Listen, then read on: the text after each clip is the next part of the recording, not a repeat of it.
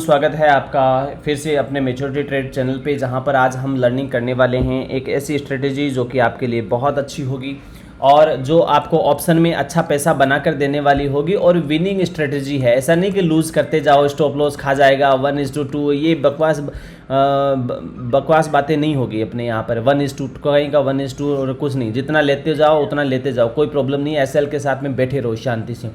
क्या करना है, सिंपली आज का मूविंग एवरेज क्या होगा, वही हमारा मेरा फेवरेट हमेशा की तरह 20 डे मूविंग एवरेज और 50 डे मूविंग एवरेज और क्या होगा, और अपना आरएसआई स्ट्रेंथ को रखना साथ में ज़रूरी है। ठीक है, अब यदि हम ऑप्शन में काम करेंगे तो वीवेब भी साथ में ले लेंगे, देखेंगे बाकी का क्या होता है क्या नहीं होता है। अभी चलो साथ में करते हैं। यदि मैं 5 मिनट का टाइम फ्रेम लगाता हूं किसमें, इस HDFC बैंक में, और आपको HDFC बैंक को एक एनालाइज करने के लिए बोलता हूं, तो आप लोग इस प्रकार से देखें इसको। 50 मिनट का ये चार्ट है। आप 50 मिनट के चार्ट पर एक बार, जिसको अच्छा खासा नॉलेज है वो क्या देखेगा, क्या विजुलाइज करेगा इस 50 मिनट के चार्ट में, वो देखेगा कि यहाँ से ये एक W शेप पैटर्न में चल रहा है। यहाँ से इस प्रकार की एक ये लाइन मैंने टेढ़ी खींच दी है। यहाँ पर देखो इस प्रकार से बन रहा है। अब क्या कर सकता है, ये तो यहाँ आ सकता है 1604 तक, या निकल सकता है। दो में से एक काम कर सकता है, दोनों में से कुछ ना कुछ तो होगा इसके साथ में। या तो ये जाएगा नीचे रिटेस्ट करेगा फिर ऊपर निकलेगा। तो अब प्रॉब्लम क्या है, देखेंगे कल मार्केट कहाँ क्या रखता है। मेरे हिसाब से मार्केट अब वापस बुलिश हो जाना चाहिए, क्योंकि कोई खास उसमें इतना गिरावट का चांस है नहीं, क्योंकि कोई बिना कारण से बहुत, वैसे भी हम नीचे हैं, ऑल टाइम हाइप के पास में चल रहे हैं। लेकिन अभी हमें तो स्ट्रेटजी पे बात करनी है, कैसे क्या स्ट्रेटजी है। तो पहला क्या है हमारा 20 day moving average. 20 day moving average तो लगा लेते हैं। 20 डे मूविंग एवरेज सिंपल ही काम है। 20 डे मूविंग एवरेज, ये मूविंग एवरेज लग चुका है हमारा, कुछ नहीं करना है। अब आप देखो आपको क्लियर कट यहाँ ट्रेड मिलता है कि नहीं मिलता है। 5 मिनट का टाइम फ्रेम है, जिसको ऑप्शन में काम करना है उसको ये सीखना पड़ेगा। 20 डे मूविंग एवरेज से नीचे तो सेल साइड में, बस क्लियर कट है। आप पुट बाई करके बैठ जाओ यहाँ पर, सेल आप पुट बाई करके बैठो यहाँ पर, सेल साइड में बैठ जाओ, कोई प्रॉब्लम नहीं है। यहाँ से 20 डे मूविंग एवरेज से ऊपर तो यहाँ पर बाइंग में बैठ जाओ। लेकिन कहाँ तक, मेरा एसएल हमेशा 20 डे मूविंग एवरेज होता है, मेरी एंट्री 20 डे मूविंग एवरेज ही होती है। मैं यहाँ तक ट्रेड करता हूँ, यहाँ पर मेरे को निकलना ही पड़ेगा। मैं इस जिग-जैग में नहीं निकल पाता, क्योंकि मेरा एक ही सिद्धांत है, मुझे अपने रूल फॉलो करने हैं, बस दैट्स इनफ।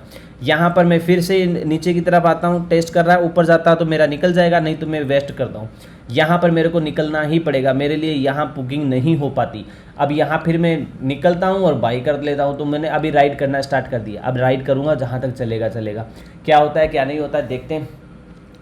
अभी यहाँ 20 डे मूविंग एवरेज से जिसके पास एक्सपीरियंस नहीं है वो इसको अकेले को नहीं कर सकता। तो अब क्या करना है, 20 डे मूविंग एवरेज के साथ में हम लोग यूज़ करेंगे RSI का। RSI को हम क्या करते हैं, इनेबल कर देते हैं यहाँ पर इस प्रकार से। RSI में सेटिंग में मैंने थोड़ी बहुत चेंज करी है, बहुत ज़्यादा चेंजेस नहीं करी है, आपको दिखा देता हूँ। कुछ नहीं किया है। जो यहाँ पर 50 होता है, ये 70-80 आता है बाय डिफ़ॉल्ट, इसको मैंने 50 कर दिया है। मिडिल बैलेंस को मैंने 45 रखा और छोटी वाली नीचे वाली को मैंने 30 रखा है, बस इतना, कुछ नहीं रखा है। 30 की जगह आप 20 कर सकते हो, 40 कर सकते हो, नीचे वाले का कोई मतलब नहीं। मेन इंपॉर्टेंट रहता है 50 के ऊपर चलता है। तो मैं क्या करता हूँ वो देखो, मेरा रूल नंबर 1 है।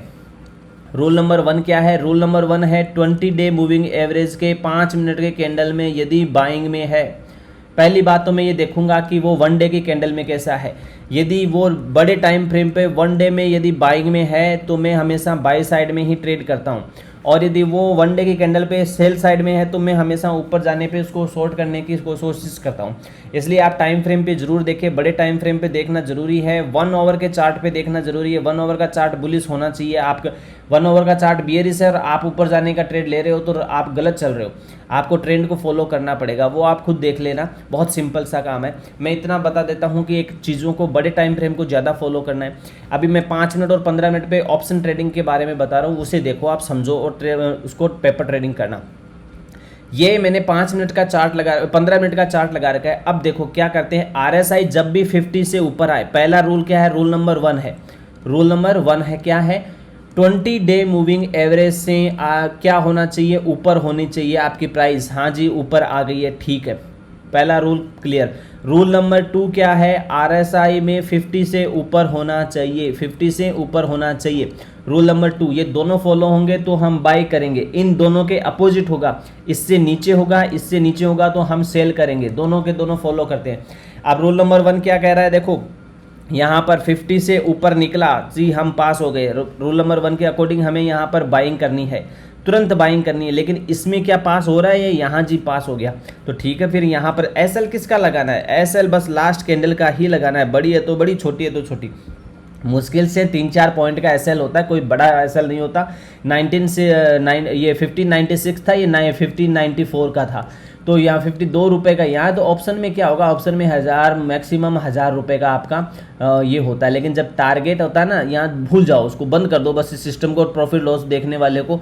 और आराम से क्या करना है, इसको राइड करते चलो जब तक ये चल रहा है। 5 मिनट की कैंडल के ऊपर चलना पड़ेगा अपने को, 5 मिनट की। अब जैसे ही मान लो 15 मिनट के चार्ट पे आपने यदि ट्रेड में एंट्री ली है, तो एसएल में आपको क्या करना है, जल्दी निकलना है। जो नए हैं वो क्या करेंगे, 15 मिनट में यहाँ पर आ जाओ फटाफट। जैसे ही क्या करें, ये इसके 20 डे मूविंग एवरेज को 5 मिनट पे क्रॉस करके नीचे सस्टेन हो जाए, आप निकल जाओ फटाफट।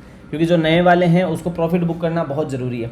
और जो मंजे हुए खिलाड़ी हैं वो लोग अपने अकॉर्डिंग अपने रिस्क को मैनेज करते चलेंगे और बढ़ेंगे। मैं क्या करता हूँ, बस मैं इतना ही करता हूँ, जिस ऑप्शन में मुझे बाइंग करनी होती है मैं अपने 15 मिनट की कैंडल पे देखता हूँ कि 15 मिनट की कैंडल पे ये आ गया है। मैं एक ही चीज़ का क्लियरिफाई करता हूँ, वो है 50 day moving average. 50 day moving average को मैंने बहुत ही हल्का लगा रखा है। जैसे ही 50 डे मूविंग एवरेज को ये क्या करता है, जैसे मैंने बहुत हल्का लगा रखा है, ये 50 डे मूविंग एवरेज को यहाँ क्रॉस करके नीचे की तरफ प्राइस आती है तो मैं थोड़ी अपनी क्वांटिटी को बढ़ा देता हूँ। और जैसे ही ये 50 डे मूविंग एवरेज से क्रॉस करके ऊपर सस्टेन हो जाता है 15 मिनट की कैंडल में, तो मैं यहाँ पर एक लोट और बाई कर लेता हूँ ऊपर जाने में। यानी सेल करना है तो मैं एक लोट बढ़ा देता हूँ और बाई करना है तो एक लोट बढ़ा देता हूँ। क्योंकि ये क्या करता है, कई बार इसका रेजिस्टेंस लेता है, कई बार इसका सपोर्ट लेता है। देखो ऊपर से नीचे आया, इसने सपोर्ट लिया, ऊपर गया, रिटेस्ट किया, ये हर जगह आपको यही मिलेगा। यहाँ से ऊपर से नीचे आया, यहाँ पर इसने सपोर्ट लिया, फिर से ऊपर गया है, फिर से इसने रेजिस्टेंस फेस करके नीचे आ गया। तो आपको हर डे 50 डे मूविंग एवरेज आपको मिलता रहेगा।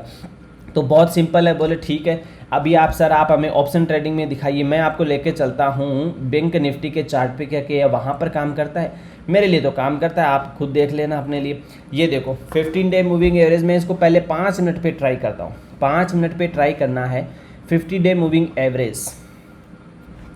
कहोगे कि मैंने रूल नंबर 1 बताया, रूल नंबर 1 है हमारा 50 से ऊपर होना चाहिए। रूल नंबर 1 पास हुआ कि नहीं, यहाँ पास हो गया। रूल नंबर 1 यहाँ पास हो रहा है कि नहीं, यहाँ कन्फ्यूजन है। एक कैंडल रुक जाओ, दूसरे कैंडल में यहाँ पर एंट्री लेनी पड़ेगी आपको। रूल नंबर ये कह रहा है कि मैं ऊपर जा रहा हूँ, मेरी स्ट्रेंथ है, लेकिन कैंडल नीचे आ रही है, कोई बात नहीं, इंतजार करो, ऊपर जाने का इंतजार करो। ये यहाँ पर एंट्री इसने ली, मैंने एग्जैक्ट यहीं पर एंट्री ली थी कि मैं अपने रूल को तोड़ूंगा नहीं, चाहे लॉस हो जाए मुझे परफेक्ट नहीं है, कोई परवाह नहीं है, मैं अपने लॉस को झेल लूंगा, कोई प्रॉब्लम नहीं है मुझे। लेकिन जैसे ही इसने एंट्री ले ली, मैंने यहाँ पर ही एंट्री ले ली थी इसको। जैसे इसने एंट्री ली, पूरी एंट्री क्या, इसने क्लोजिंग दी अपनी, तो मेरी एंट्री यहीं पर हो गई थी। दूसरा मेरे पास प्लस पॉइंट था, मेरा रूल था कि मैं 50 डे मूविंग एवरेज से आती, तो मैंने यहाँ 2 लॉट बाई की कि यदि एक आता है तो मैं दोनों से एग्जिट कर जाऊंगा और नहीं तो फिर मैं निकल जाऊंगा, दोनों में से एक काम। तो ये 30 पॉइंट का एसएल था, कोई ज़्यादा पॉइंट नहीं था, कोई प्रॉब्लम नहीं थी। मेरे एक ट्रेड के बाद में 2 कैंडल मिल गई, फिर ये जिग करता रहा, प्रीमियम खाता रहा यहाँ पर पूरा का पूरा। लेकिन मैं श्योर था कि जब तक ये इसके ऊपर चल रहा है कोई प्रॉब्लम नहीं मुझे। यदि ये इसमें एंट्री कर जाता है तो मैं तुरंत एग्जिट कर जाऊंगा और इसके नीचे कैंडल क्लोज हो जाती है तो। लेकिन मैं ये श्योर में था कि जब ये ऊपर की तरफ मूव कर लेता है तो एक अंधा आदमी भी बता देगा कि अब मार्केट बुलिश होने वाला है। ना ऑप्शन चेन देखनी है, ना कुछ और देखना है, सब फर्जीवाड़ा है, कुछ नहीं है उन चीज़ों में। आप तो अपना रिस्क को मैनेज करके चलो, जितना पैसा बच सकता है उतना बचाओ। एसएल नहीं हिट होना चाहिए, पैसा लूज नहीं होना चाहिए, बस एक ही चीज़ की सेफ्टी रखो। अब क्या करना है, इस चीज़ को देखते देखते जब तक ये 5 मिनट की कैंडल के ऊपर, जब तक ये 5 मिनट की कैंडल के ऊपर अच्छा खासा सस्टेन कर रहा है, यहाँ से यहाँ, यहाँ से यहाँ, चलने दो ना आराम से। अपना तो ये मूविंग एवरेज है, एसएल है। कल को यदि यहाँ पर, अभी भी मेरा ओपन है, मैंने यहीं पर लिया है 43,400, ये लगभग 56 के आसपास आया है, 456 के आसपास आया है। चलने दो आराम से, कोई प्रॉब्लम नहीं। 2 लॉट बाई किए हुए हैं, हालांकि 2 लॉट आपको बताने के लिए बाइंग है और ओरिजिनल क्वांटिटी तो मैं बताऊंगा जो लार्ज साइज में है। अभी कल कंफर्मेशन देते हैं, कल यदि ये यहाँ क्लोजिंग देता है तो मेरे को, ओपनिंग लेता है तो मेरे को तुरंत अपना प्रॉफिट बुक करना पड़ेगा, चाहे कितना ही निकले, प्रॉफिट हो लॉस हो, मैं अपने रूल को नहीं तोड़ूंगा। नीचे तो मतलब नीचे, और यदि एक कैंडल के बाद सस्टेन हो जाता है तो मुझे बाइंग साइड में, सेल साइड में आना पड़ेगा तुरंत ही।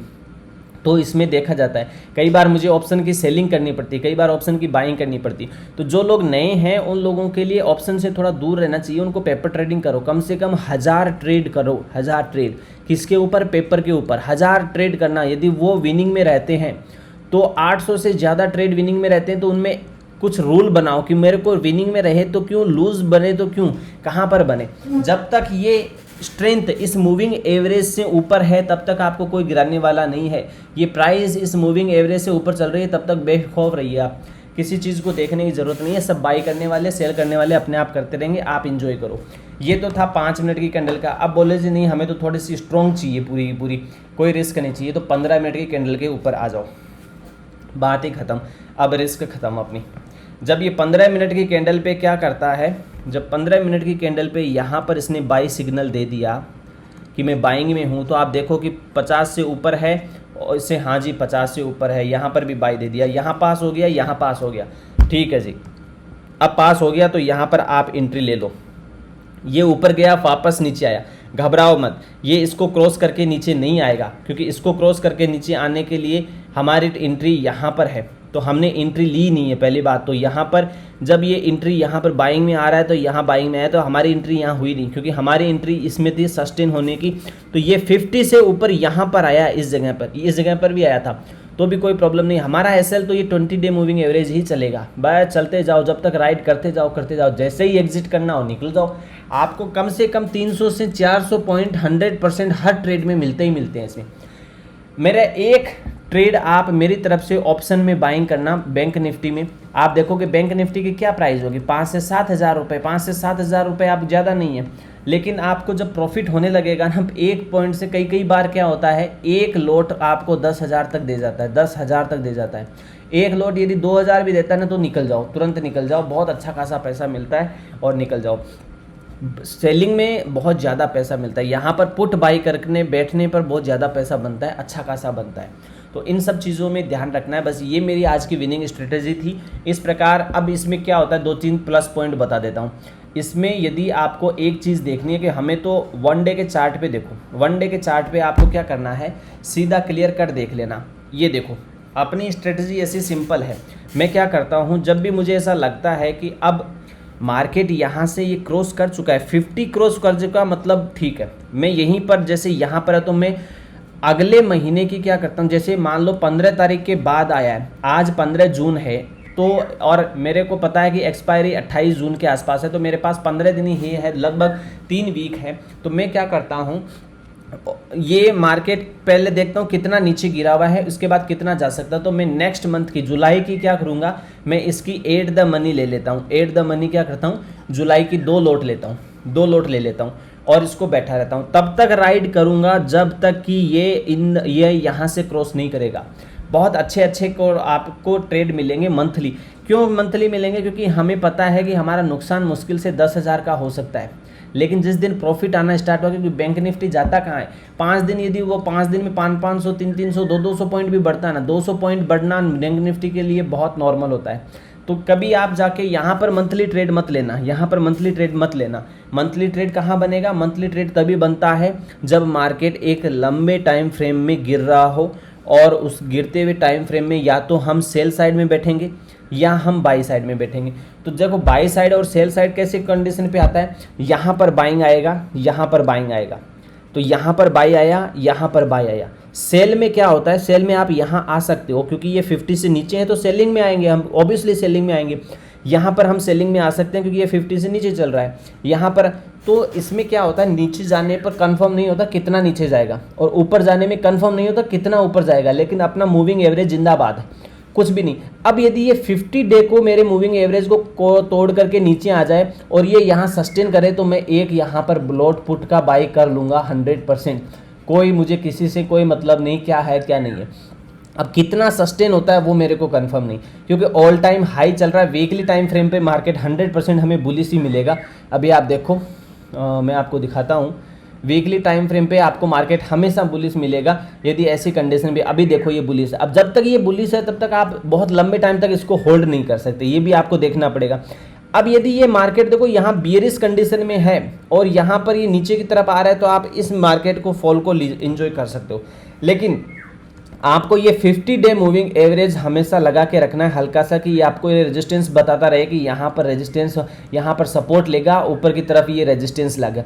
जब भी ऊपर जाता है तो रेजिस्टेंस लेगा, नीचे जाएगा तो सपोर्ट लेगा। कहीं ना कहीं हमें इसको यूज़ करते रहना है। अब यूज़ करने के साथ साथ में देखो लॉन्ग साइड में हम तभी जाना है जब हम लंबे टाइम फ्रेम के ऊपर खेल रहे हो।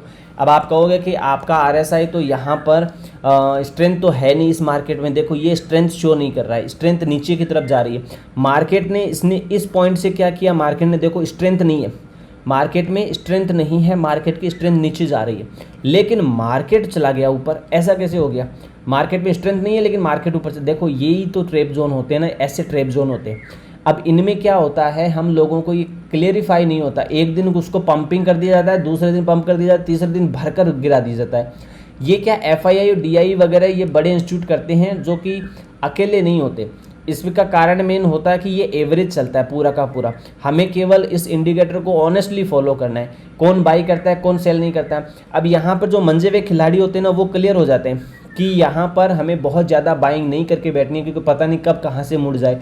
जब तक ये अब ये यहाँ पर इसने बाइंग में आया, तो यहाँ जब ये बाइंग में आया तो ऑल टाइम हाई को टच कर रहा था, ऑल टाइम हाई को क्रॉस कर चुका था, लेकिन ये सस्टेन नहीं होता अगले दिन। तो इसका मतलब था कि एक गिरावट तो इसको चाहिए ही चाहिए।